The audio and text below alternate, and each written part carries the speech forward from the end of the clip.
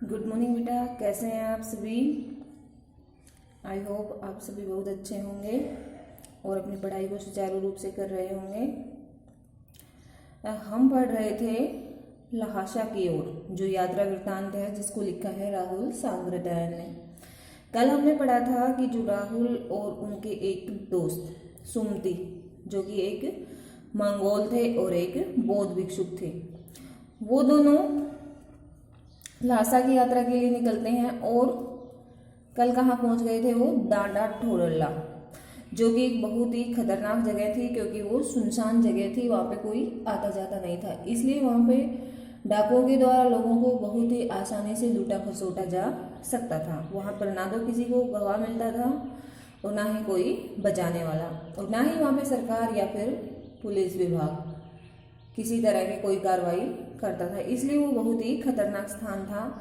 तो लेखक बता रहे हैं कि वहाँ पे उन्होंने एक भीखमंगे के वेश में यात्रा की ताकि कोई उनको लूट ना सके।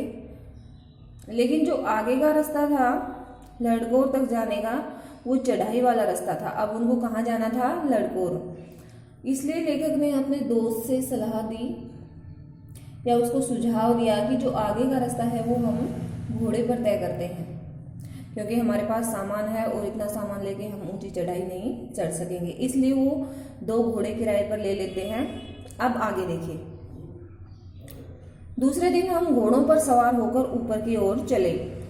डांडे से पहले एक जगह चाय पी और दोपहर के वक्त डांडे के ऊपर जा पहुंचे। ये जो डांडा ठोडला है वहां पे पहुंचे हैं वो।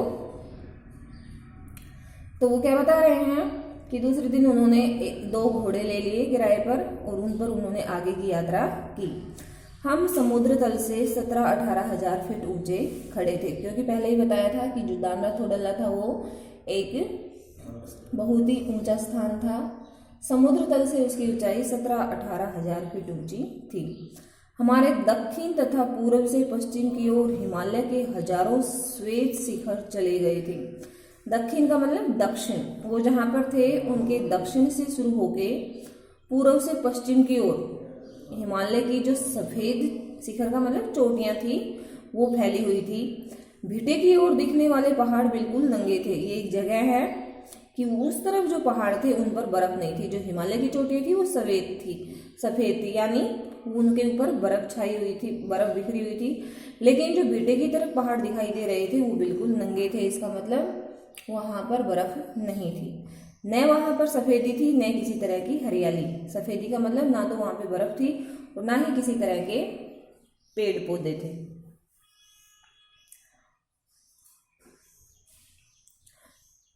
उत्तर की तरफ बहुत कम बर्फ वाली चोटियां दिखाई पड़ती थी।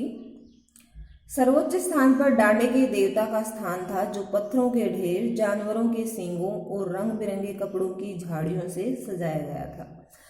तो जो डांडा का देवता था, यानी लोग जो वहाँ पे जिसको देवता मानते थे, उसका जो मंदिर था वो डांडा ठोडला के सबसे ऊंचे स्थान पर था। और उसे किससे सजाया गया था? पत्थरों के ढेर से, और जो जानवरों के सींग होते हैं उनसे, और रंग बिरंगे कपड़ों की झंडियां बनाकर, जो छोटे छोटे झंडे होते हैं वो बनाकर उस जगह को सजाया गया था।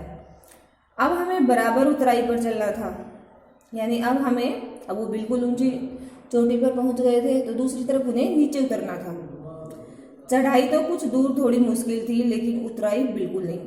जब हम ऊपर चढ़ते हैं तो हमें चढ़ने में थोड़ी मुश्किल होती है, हमें भी होती है ना।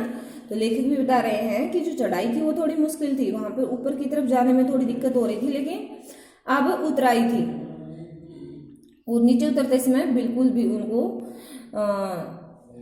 ताकत नहीं लगानी पड़ रही थी, बिल्कुल आराम से वो नीचे उतर रहे थे।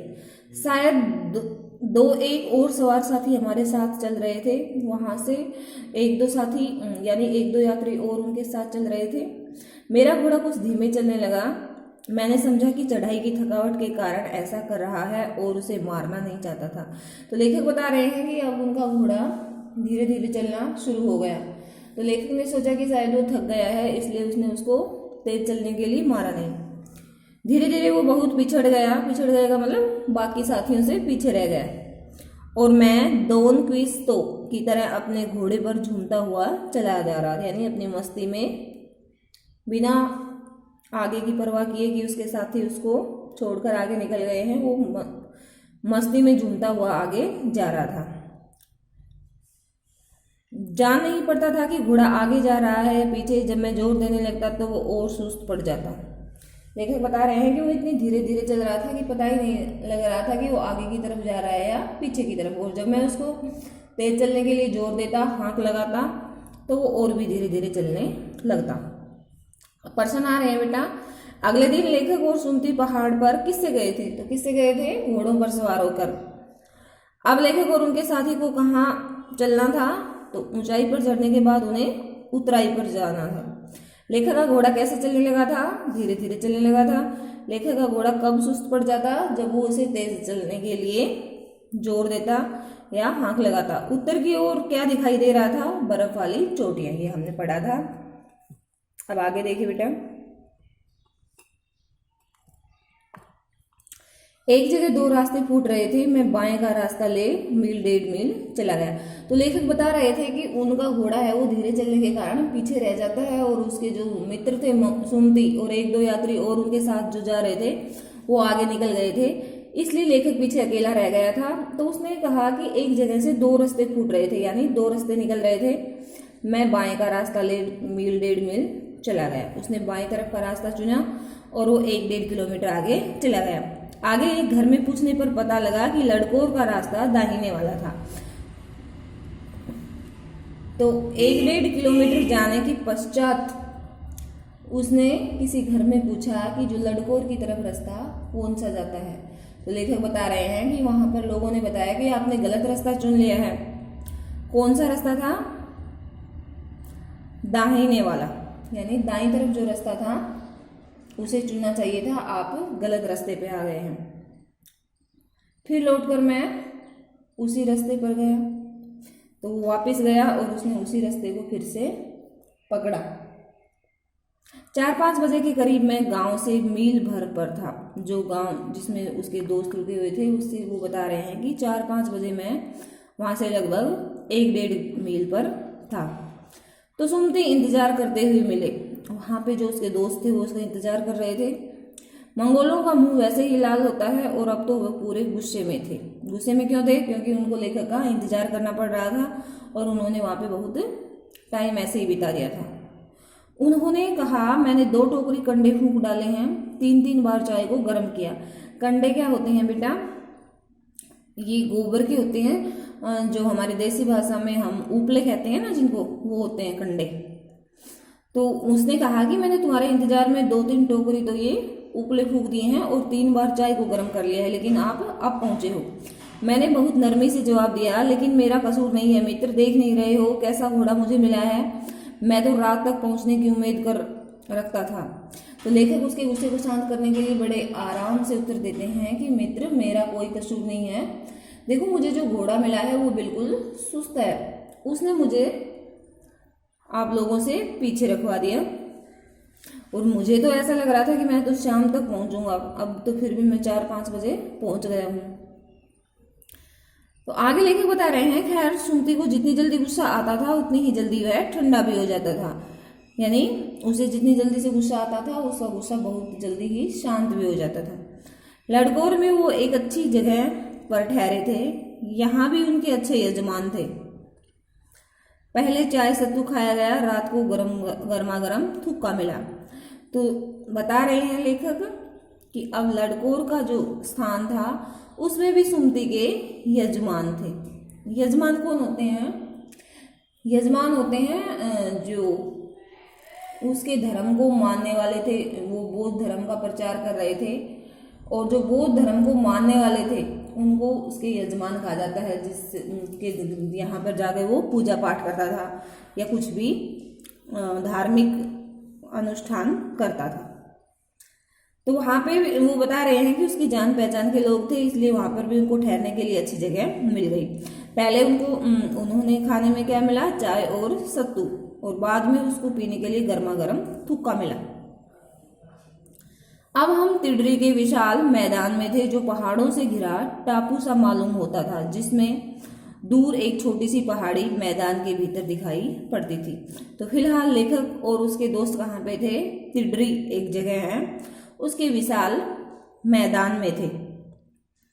और ये मैदान कैसा लग रहा, और ये जगह कैसी लग रही थी, जो पहाड़ों से घिरा एक टापू सा मालूम होता था। वो मैदान जो था वो चारों तरफ से पहाड़ों से घिरा हुआ था, और दूर मैदान के भीतर एक पहाड़ी दिखाई दे रही थी। उसी पहाड़ी का नाम है तिडरी समाधि गिरी। छोटा क्वेश्चन पूछा जा सकता है आपसे कि तिडरी समाधि गिरी किसका नाम है। तो जो तिडरी के विशाल मैदान के बीच में एक पहाड़ी दिखाई दे रही थी, उस पहाड़ी का क्या नाम है, तिडरी समाधि गिरी।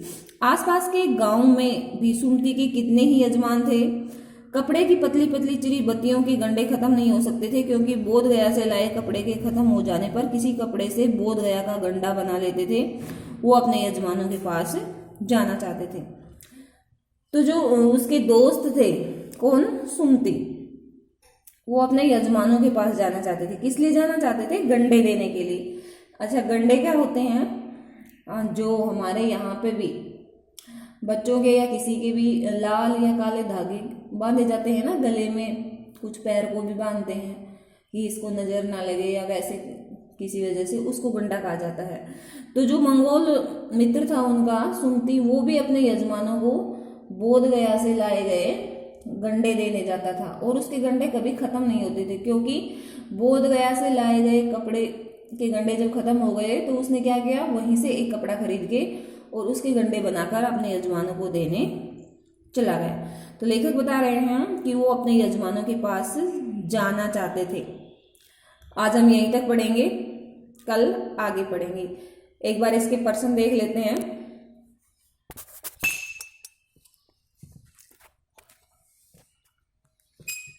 देखो, पर्सन है पहला, सुमति लेखक का इंतजार कहाँ पर कर रहे थे। तो कहाँ पे कर रहे थे वो, लेखक, सुमति लेखक का इंतजार जिस गांव में वो ठहरे हुए थे, ठहरना था जहाँ पे उनको, उससे 1 मील या 1.5 मील पहले कर रहे थे। मंगोलों का मुंह कैसा होता है, लाल होता है। अब लेखक उनके साथी सुमति कहाँ पर थे, तिडरी के विशाल मैदान में थे। तिडरी के विशाल मैदान का आकार कैसा बताया था उन्होंने, एक टापू के जैसा। तो आज बेटा हम यहीं तक पढ़ेंगे। इसके साथ आपको क्वेश्चन आंसर के पीडीएफ्स मिलेंगे, जिसमें से आपको क्वेश्चन आंसर लिखने हैं। थैंक्स।